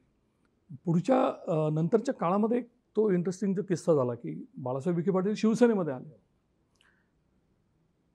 राधाकृष्ण विखे मंत्री झाले जिल्ह्यामध्ये आणि बाळासाहेब विखेंना म्हणजे मला शिवसेनेचं खरंच आभार मानायला हवेत. म्हणजे बाळासाहेब ठाकरे साहेबांचं खरंच व्हिजन म्हणावं लागेल की काँग्रेसमध्ये इतकी वर्ष प्रभावीपणे अभ्यासपूर्ण असं राजकारण करून सुद्धा बाळासाहेब विखेंचा कधी असा मंत्रिपद देऊन गौरव नाही झाला आत्तापर्यंत कधीच. तो शिवसेनेने मात्र केला, हे मात्र मान्यच करायला पाहिजे. आणि मग ते केंद्रीय अवजड उद्योग काहीतरी त्यांच्याकडे राज्यमंत्रीपद होतं आणि त्यांनी तोही काळ चांगला केला. विखे जेव्हा शिवसेनेमध्ये आले तेव्हा दोन गोष्टी घडल्या. एक पहिली गोष्ट अशी झाली की शिवसेनेला जिल्ह्यामध्ये स्थान मिळालं, शिरकावला. तोपर्यंत शिवसेना ही फक्त नगर शहरामध्ये होती आणि त्याचे जनक करते धरते जे काय आपण म्हणू ते होते आमचे आमदार अनिल राठोड. 25 वर्ष आमदार. ती शिवसेना जिल्ह्यामध्ये ग्रामीण भागामध्ये नेण्याचं काम जर कोणी केलं असेल तर ते विखे पाटलांनी केलं. पाय पसरले शिवसेनेने जिल्ह्यामध्ये पायापासून. आणि मग तो सुद्धा सगळा प्रकार जो होता शिवसेना वाढवणं वगैरे पक्ष संघटना हा पूर्ण प्रवरा पॅटर्नच्या स्टाईलनीच तो कार्यक्रम झाला. मग तो प्रवरेला एक मोठा मेळावा शिवसेनेचा झाला ज्याला बाळासाहेब ठाकरे स्वतः आले होते आणि अतिशय 3 दिवसाचा मोठा जंगी असा तो सोहळा त्या ठिकाणी शिवसेनेच्या वतीनं. दुसरा फायदा असा झाला की जे काँग्रेसमध्ये नेते होते त्यांना वाटलं बरं झालं आपल्या डोक्याचा ताण गेला. कारण पक्षात राहून हे काय विरोध करतील याचा अंदाज येत नव्हता आणि आता उघड विरोधक आहे म्हटल्यानंतर मग उघड विरोध करायला आपण सगळे मोकळे. छोट्यापेक्षा उघड असा तो एक त्याला. पण हे काय फार दिवस नाही चाललं. पण राधाकृष्ण विखे जेव्हा पालकमंत्री होते त्या काळामध्ये त्यांनी जिल्ह्यामध्ये ॲग्रो ॲडव्हान्टेज असा एक मोठा शेतकऱ्यांसाठी ते एक प्लॅटफॉर्म जो होता त्या काळात तेव्हा तो सुरू केला. नंतर ते लोन सगळीकडे पसरलं. तर तो एक चांगला. पण त्यावेळेला सुद्धा राधाकृष्ण विखेंचं प्रशासकीय पातळीवर काही अधिकाऱ्यांबरोबर जमणं न जमणं असे पण प्रकार बरेच अनुभवाला आले. आणि मग काही लोकांना जाहीर भाषणातून काही अधिकाऱ्यांना टीका टोमणे मारणं वगैरे असे प्रकार त्या काळामध्ये आम्ही पाहिले. पण शेवटी असं म्हणतो ना आपण की हळूहळू काळाच्या ओघात ती जी मॅच्युरिटी पण येत राहते आणि ती येत गेली. पण तोपर्यंत मग यांचं शिवसेनेचं नातं संपलं परत आणि ते परत स्वगृही आले. कृषी महसूल सारखी त्यांना म्हणजे चांगली खाती मिळतात. आता अलीकडे भाजपमध्ये जेव्हा चर्चा असते मुख्यमंत्री पदाची तेव्हा त्यांचं नाव पण येतं विखे पाटलांचं. तुम्हाला खरंच वाटतं की ते पोटेन्शियल किंवा ती क्षमता आहे त्याच्यामध्ये? नाही, क्षमता निश्चित आहे त्यांच्यामध्ये. आणि हे नाव काय येतं आहे मुख्यमंत्री पदासाठी याची पण कारणं आहेत ना. की जेव्हा शिवसेना भाजपचं सरकार होतं तेव्हा आपण पाहिलेलं आहे की उद्धव ठाकरे सातत्यानं म्हणायचे की आम्ही राजीनामे खिशात घेऊन फिरतो काय. आणि याला देवेंद्र फडणवीसांचं उत्तर त्या काळामध्ये असायचं आम्हाला सरकारची चिंता नाही कारण आमच्याकडे संख्याबळ आहे. हे जे संख्याबळ आहे ते संख्याबळ कोणाचं होतं तर असं म्हणतात त्या काळामध्ये की 12 आमदार हे राधाकृष्ण विखेंच्या बरोबर त्या काळामध्ये होते आणि त्या 12 आमदारांच्या बळावरच देवेंद्र फडणवीस असं म्हणत होते की आम्ही शिवसेना गेली तरी चालेल, आमचं सरकार काही पडणार नाही. मग त्याच्यामध्ये अशोक चव्हाण नाव होतं असं. आता शंकरराव चव्हाण हे ॲक्च्युली राजकारणात तेव्हा बाळासाहेबांची गुरु होते, हेडमास्टर. आणि बाळासाहेब त्यांना खूप मानायचे त्यांना. पण बाळासाहेबांचं राजकारण करण्याची स्टाईल पाहता ते इतके पुढे गेले की शंकरराव चव्हाणच एकदा म्हणले किंवा मी त्यांचा गुरु नाही, आता तेच माझे गुरु झाले. म्हणजे असं ते नातं तेव्हा होतं. आणि ज्या वेळेला काँग्रेसच्या काळामध्ये अशोक चव्हाण मुख्यमंत्री झाले, तेव्हा नारायण राणे की अशोक चव्हाण असा विषय होता. दोघांनाही बाळासाहेब विखेंनी शब्द दिला होता की मी तुमच्यासाठी प्रयत्न करतो. आणि दोघांना नाराज न करता कोणाचं तरी नाव सुचवायचं असेल तर मग त्यांनी काय करावं? बाळासाहेब विखेंनी त्यांनी एकदा पत्रकारांशी बोलताना सांगितलं की मी स्वतः इच्छुक आहे मुख्यमंत्री पदासाठी. आठवत आहे. आणि असं जेव्हा स्टेटमेंट आलं तेव्हा सगळी परिस्थिती बदलली ना, की हा काय नवीन प्रकार आहे, आता यांना कसं काय मुख्यमंत्री व्हायचं. आणि त्याच्यानंतर 8-10 दिवसांनी अशोक चव्हाणांचं नाव डिक्लेअर झालं. याला जे मी जे मगाशी म्हणालो ना, बेरकी धुरळाच आहे, राजकीय धुरळा उडवून असा द्यायचा. धुरळा उडून दिला, लक्ष डायव्हर्ट करून दिलं आणि अशोक चव्हाणांना. फारच बेरकी आहे. आणि तेव्हा असं म्हटलं जायचं की अशोक चव्हाणांचं किचन कॅबिनेट जे आहे ते प्रवरेमधून ऑपरेट होणार, असा तो होता. आणि तो रेफरन्स तुम्ही आता लावा बरोबर जुळतात ते. की राधाकृष्ण विखे भाजपमध्ये आहेत आणि अशोक चव्हाणांनी बरोबर भाजपत प्रवेश केला. हे आजचं नाही आहे. ते लिंक जे आहेत ते जुने आहेत. त्यामुळं आम्ही म्हणजे मी तर नेहमी असं म्हणतो की राजकारणामध्ये कोणतीही गोष्ट सहज तात्काळ तातडीनं घडते असं कधीहीच होत नाही. फार विचारपूर्वक नियोजन त्याच्या करून. मागे बऱ्याच दिवसापासूनचं नियोजन असतं.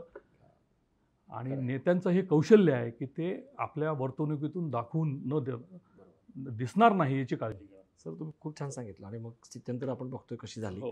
म्हणजे विखे पाटील असतील, थोरात असतील, काळे कोल्हे, तुम्ही हेही सांगितलं. आणि शिवसेनेचा शिरकाव कसा झाला, आधी राठोड आणि मग विखे पाटलांचे. पण सगळ्यात इंटरेस्टिंग म्हणजे भाजपचा जो बालेकिल्ला बनला. म्हणजे दिलीप गांधी 3 वेळा निवडून आले. मला वाटतं तो 1999, 2009, 14 बरोबर ना. आणि तिथं सुद्धा एक प्रकारे हिंदुत्वाचं वारं जे आहे ते दिसायला लागलं, जे तसं आधी नव्हतं. तर हे स्थित्यंतर जे आहे ते फार महत्त्वाचं आहे आत्ताच्या दृष्टीने. तर ते कसं झालं, भाजपकडं ओघ जो आहे तो कसा सुरू झाला. दिलीप गांधीच्या व्यतिरिक्त, दिलीप गांधीबद्दल पण सांगा. आणि दिलीप गांधीच्या व्यतिरिक्त असे कोण नेते होते की ज्यांच्यामुळं तिथं भाजपचा एक प्रकारे बालेकिल्ला आता नगर बनलेला आहे. नाही, मुळात मी तर हे मान्य करायला अजूनही तयार नाही की नगर जिल्हा हा भाजपचा बालेकिल्ला आहे. भाजपचे नेते नगर जिल्ह्यातले कोण असं जर विचारलं तर त्या काळामध्ये ज्यांनी भाजप रुजवली त्याच्यामध्ये सूर्यभानजी वाडणे, नासो फरांदे ही 2 नावं अतिशय मोठी, फार महत्त्वाची नाव आहे. आणि संघाचं काम ज्यांनी पश्चिमांचल प्रमुख सरसंघचालक म्हणून ज्यांनी काम पाहिलं ते माणिकराव पाटील. अशी जी पिढी त्याच्यामध्ये होती त्या सगळ्या त्या पिढीनी हे सगळं रुजवलं जिल्ह्यामध्ये. आणि मग तालुका लेवलला जसं विधानसभेचं आपण गेलं की शेवगाव पाथर्डी असेल, कर्जत जामखेड असेल किंवा हे सगळं या ठिकाणी असे 5-10 नावं जी आहेत ती भाजपची आपल्याला सांगता येतील. राम शिंदे जसं इकडं सांगता येतं. राम शिंदे फार उशिरा, राम शिंदे तर अलीकडच्या काळात. तर कर्जत जामखेड हा जो भाग आहे या भागामध्ये भाजपचं प्राबल्य तसं वाढलं. पण याचं कारण म्हणजे संघाचं ग्राउंड वर्क हे तिथे तो फार महत्त्वाचा विषय होता. आता शहरामध्ये जो आहे, शहरामध्ये हिंदुत्वाचं जे काही वातावरण आहे आजही आहे, हे सगळं शिवसेनेमुळे. शिवसेनेमुळे म्हणजे अनिल राठोड याला 100% जबाबदार. आणि दिलीप गांधीचं जे नेतृत्व उदय झालं, दिलीप गांधी नगरसेवक म्हणून त्यांनी काम केलं. भाजपचं जे बेसिक संघटन आहे मूळ जिल्ह्याचं, त्या संघटनमध्ये काम करणारी ही नेतेमंडळी होती तेव्हा. त्याच्यामध्ये अभय आगरकर असतील, वसंत लोढा आहेत, दिलीप गांधी आहेत, सुनील रामदासी वगैरे ही जी सगळी पिढी होती, नरेंद्र कुलकर्णी वगैरे, या सगळ्या लोकांनी एक भाजपचं एक संघटन त्या ठिकाणी उभं केलं. पण हे परावलंबी होतं. म्हणजे शहरामध्ये राजकारण यांचं शिवसेनेवर डिपेंड, आणि जिल्ह्यामध्ये मग कोणाच्या तरी बरोबर युती करणं, सपोर्ट करणं, अशा पद्धतीचं हे सगळं आत्मनिर्भर नव्हतं. आतमध्ये ग्राउंड लेवलला जे संघटन ज्याला आपण म्हणतो बळकट्ट करायला पाहिजे असा काही तो प्रकार भाजपचा तेव्हा पॅरासाइटच होता. म्हणजे 100% पॅरासाईट. आता याचं कारण काय होतं की भाजपची तेव्हा अशी धारणा होती की भाजप ही केडर पार्टी आहे, आहेच होतीच तेव्हा, केडर बेस. आणि काँग्रेस मास पार्टी आहे, म्हणजे लोकांमधला पक्ष. आणि मग आपल्याला मास पार्टी व्हायचं नाही, म्हणजे मग मास लोकानुनय करणाऱ्या योजना किंवा घोषणा भाजपचे नेते करणार नाहीत, असा एक पॅटर्न तेव्हा भाजपच्या डोक्यामध्ये फिट असा बसला होता. तर त्याचा परिणाम असा झाला की केडर पार्टी म्हणायचं म्हणलं की मग नासा फरांदे आणि सुरेबान वाढणे हे दोघेही हेडमास्टर की कॅटेगरीमध्ये त्या काळामध्ये होते. आणि मग तिथे पक्ष संघटनेमध्ये परत थोडासा मतप्रवाह निर्माण झाला. बिनवाईल मग गोपीनाथ मुंडेंचं पगडा वाढला, प्रमोद महाजन, गोपीनाथ मुंडे, आणि मग असे सगळे होत गेले. मग जिल्ह्याचं नेतृत्वही विभागलं गेलं प्रमाणात. आता म्हणून दिलीप गांधी 3 वेळा खासदार झाले असं जर आपण म्हणू तर ते चुकीचं ठरेल. नगर दक्षिण मतदारसंघ जो आहे लोकसभेचा, त्याची जी मानसिकता आहे तीच अशी आहे की इथल्या खासदारांनी आमच्या बालेकिल्ल्यात लुडबुड करायची नाही. आमची आमदारकी कशी शाबूत राहील, आमच्या संस्था कशा शाबूत राहतील, याच्यासाठी जो प्रयत्न करेल तो आमचा लोकसभेतला नेता. कारण का? कारण लोकसभेचा प्रतिनिधी जो आहे, म्हणजे खासदार जो आहे, त्याचं ॲक्च्युली काही काम नाहीच आहे. म्हणजे एका निवडणुकीमध्ये यशवंतराव गडाख स्वतः म्हणाले होते, अहो म्हणे खासदाराचं काम फक्त पोस्टमनसारखं असतं, केंद्राच्या योजना तिथून उचलायचं आणि इथं आणून टाकायच्या, याच्या पलीकडे काहीच काम नाही आहे खासदाराला. तो निष्क्रिय असलेलाच बरा म्हणजे. हां, म्हणून आणि होतंही तसं. तुम्ही बघा आता 2004-09 पर्यंत तुम्ही बघा की लोकसभेची निवडणूक कधी गाजलीच नाही हो. मला नाही आठवत की आम्ही कधी लोकसभेचं एवढं त्याची चर्चा त्या काळामध्ये केली. त्याच्यामुळे एकदा खासदार कोणाला तरी निवडून पाठवून दिलं, तू तिकडे शांत राहा बाबा, आम्हाला काम करू दे, त्या मानसिकतेतून मग आता सत्ता सगळी काँग्रेस राष्ट्रवादीचे नेते सगळे आजूबाजूला आहेत. दिलीप गांधी त्यांना परवडायचं ना. ठीक आहे बाबा, या ह्याच्यामध्ये बसणार. तुम्ही आता सांगितले या मानसिक. म्हणून 99 मधला पहिला प्रयोग जो झाला तो या अँगलनी दिलीप गांधीच्या बाबतीमध्ये झाला. सगळ्यांनी त्याला मदत केली. विखे पॅटर्ननी सुद्धा दिलीप गांधीचं म्हटलं. आणि नंतर परत मग मोदी जेव्हा ॲक्टिव्ह झाले तर मोदींचा जो हे होता प्रभाव, लाट, तर त्या लाटेमध्ये मग हा सगळा तुमचं असं म्हणणं की त्यामुळे तो दिसतोय, त्यामुळे तुम्ही भाजपचा तसा बालेकिल्ला म्हणाल, तुम्ही त्यामुळे तयार नाही. आता म्हटलं तर बालेकिल्ला आहे याचं कारण असं होतं की तुम्ही आणखी एक मुद्दा लक्षात घ्यायला पाहिजे की साधारणतः 2014 पूर्वीच्या ज्या निवडणुका होत्या त्या निवडणुका पूर्णपणे ठराविक माध्यमांभोवतीच केंद्रित होत्या सर. ते माध्यमं जे सांगायचे त्याच्यावर लोक विश्वास ठेवायचे. बरोबर आहे की नाही? आता परिस्थिती अशी आहे की प्रत्येकाच्या हातामध्ये मोबाईल आहे, प्रत्येकजण डिजिटल झालेला आहे. आणि केंद्र सरकार किंवा मोदी सरकार ज्या काही गोष्टी करतंय त्या थेट मतदारापर्यंत पोहोचत आहेत. तुम्हाला त्या एडिट करायला चान्सच नाही आहे. तुम्ही जर केल्या तर दुसऱ्या ठिकाणी त्या अवेलेबल आहेत आणि माणसं सर्च पण करतात हे खरं खोटं काय. इतकी जागरूकता त्या काळामध्ये नव्हती. बरोबर आहे की नाही? आता ती जागरूकता आल्यामुळे काय झालं की मोदींचा जो पगडा आहे तो इतका जबरदस्त आहे, म्हणून आपण म्हणतो की नाही नगर जिल्ह्यामध्ये भाजपचा होल्ड आहे. आता तो जो काही मतदारसंघांमध्ये, आता आमचा पाथर्डी शेवगाव मतदारसंघ मोनिकाताई राजाळे भाजपचे आहे. म्हणजे ते राजकारण मग शेवटी आता तिथे काम करणारे परत निष्ठावान दुसऱ्या पक्षातून आलेले, यांच्यातला वाद, तो संघर्ष, तो सगळा कायम आहे. तो सगळा तुम्ही जसं मगाशी म्हणाला की फार छान सांगितलं तुमचं निरीक्षण की लोकसभेच्या निवडणुकीची एवढी चर्चा नसायची किंवा एवढी लक्ष दिली, पण आता दिसतंय की सुजय विखे आणि निलेश लंके ही मात्र एक लक्षवेधी निवडणूक दिसते. आणि तुम्ही ह्याच्याकडे कसं बघताय? लंकेंनी या गटातून त्या गटात यायचं, आमदारकी सोडायची आणि खासदारकीला उतरायचं, म्हणजे अजित पवार गट सोडायचा, शरद पवार गटामध्ये. फार ड्रॅमॅटिक आहे सगळं हे. हे खूप गमतीशीर हा सगळा प्रकार आहे. आणि मी तर असं म्हणेल की तुम्ही बघा की तुम्हाला दिल्लीला जायचं आहे,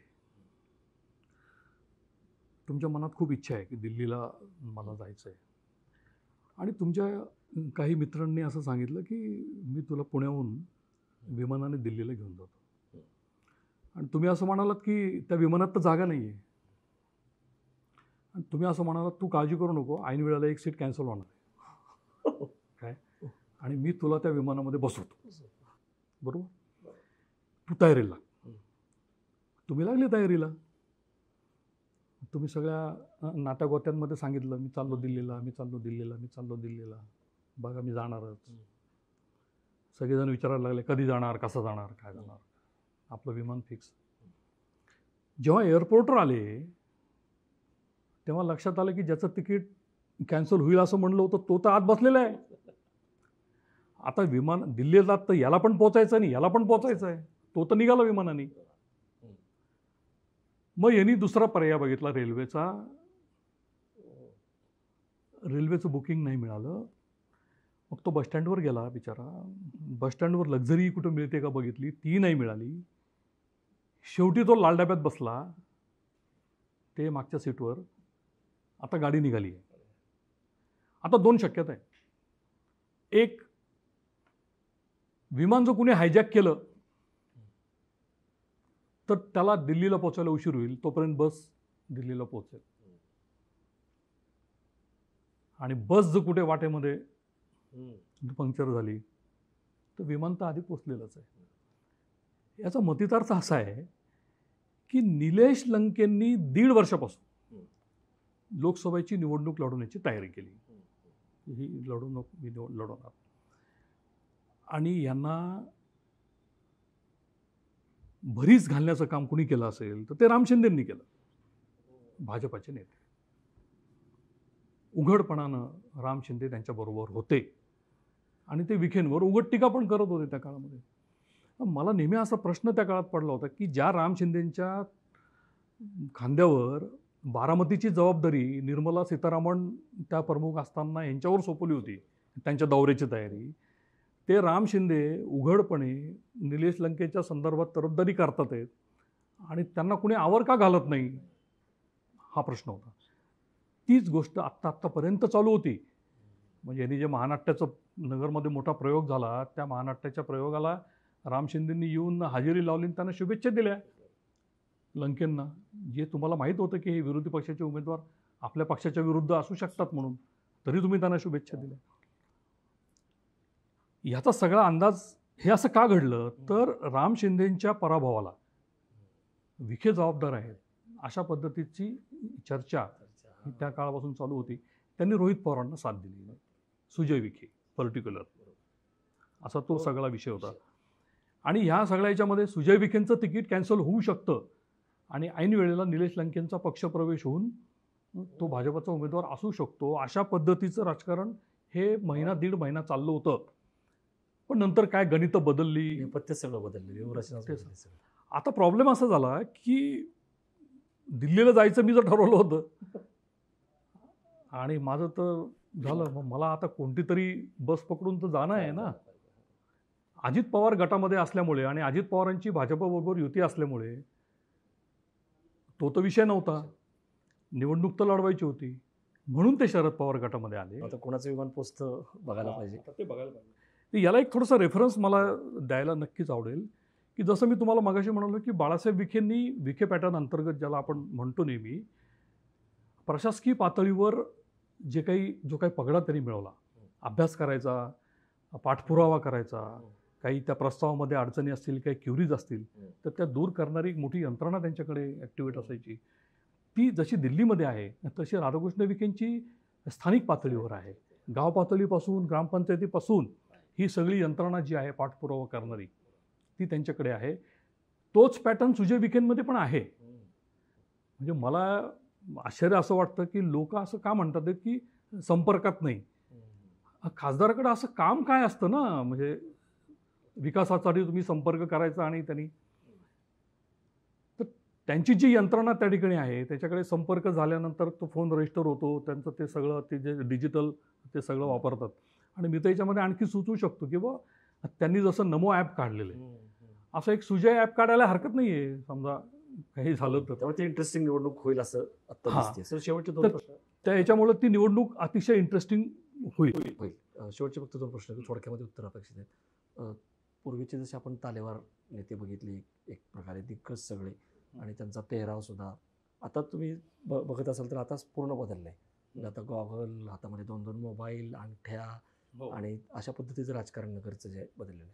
त्या सगळ्या पार्श्वभूमीवरती मला शेवटी की हे जे नवीन सगळे आहेत राजळे, कर्डिले, तनपुरे वगैरे यांच्याबद्दल थोडक्यात सांगा.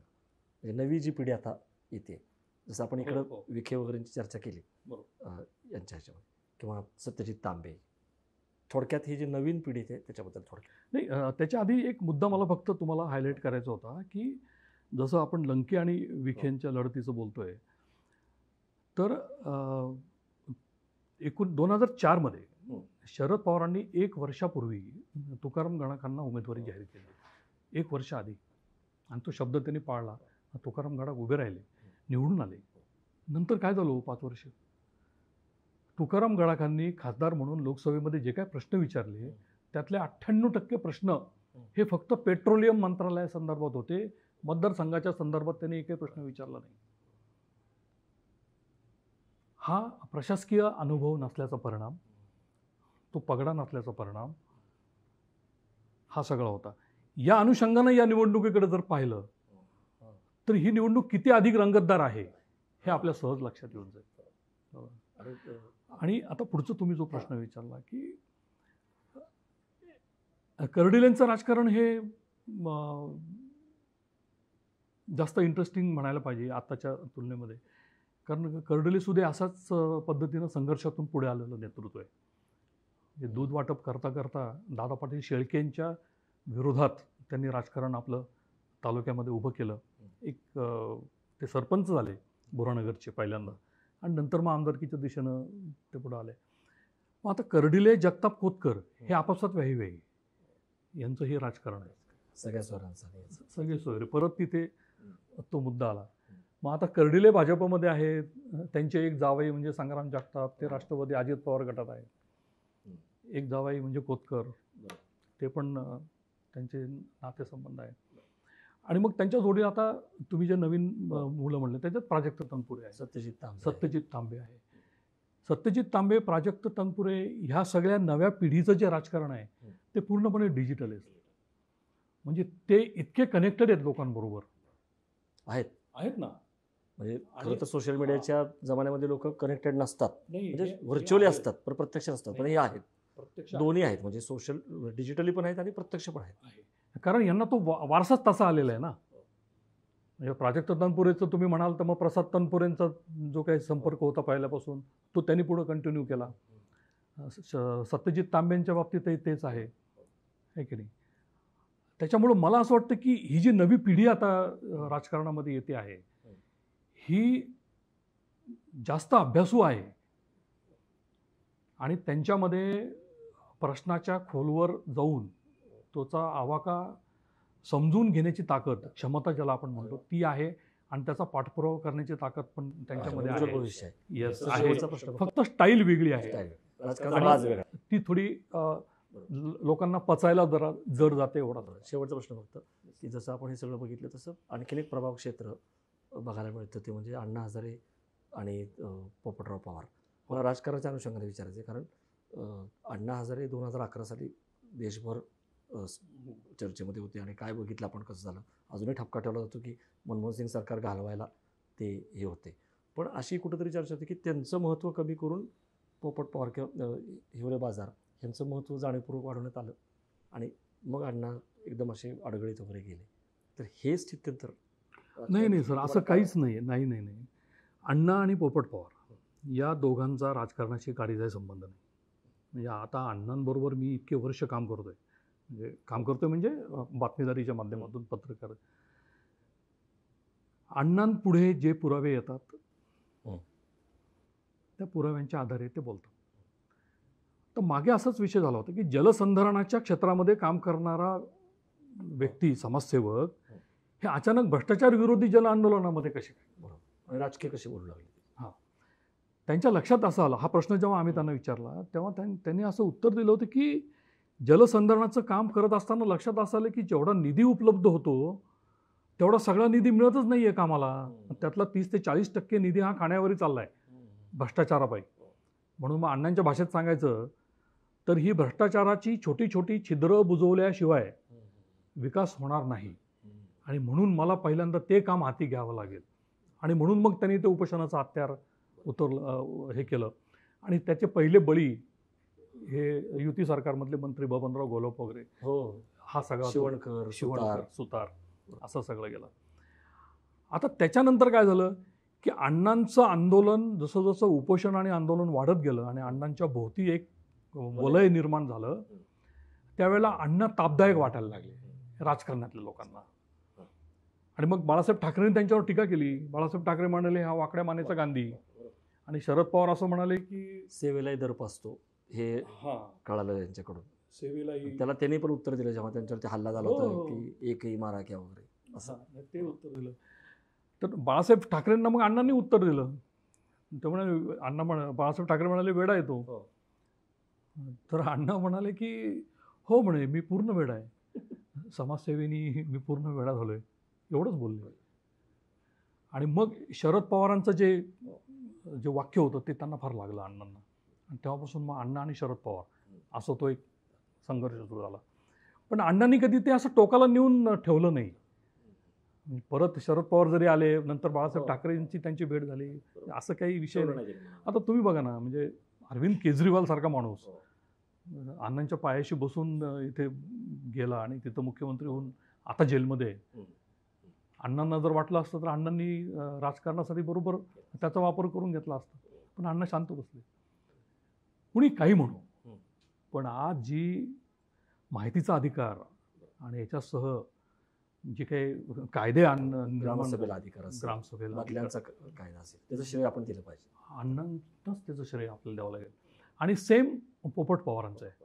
तुम्ही हिवरे बाजार जर पाहिलं तर हिवरे बाजारमध्ये ज्या ज्या काही विकासाची योजना पोपट पवारांनी राबवल्या त्या जर बघितल्या तर आपलं नक्कीच लक्षात येईल की हे पूर्णपणे राजकारण विरहित असं हे दोन्ही नेतृत्व. वेगळे पॅटर्न आहेत, पण याचा कुठेही राजकारणाशी काही संबंध नाही. ते कोणाच्या बरोबर नाही आहेत.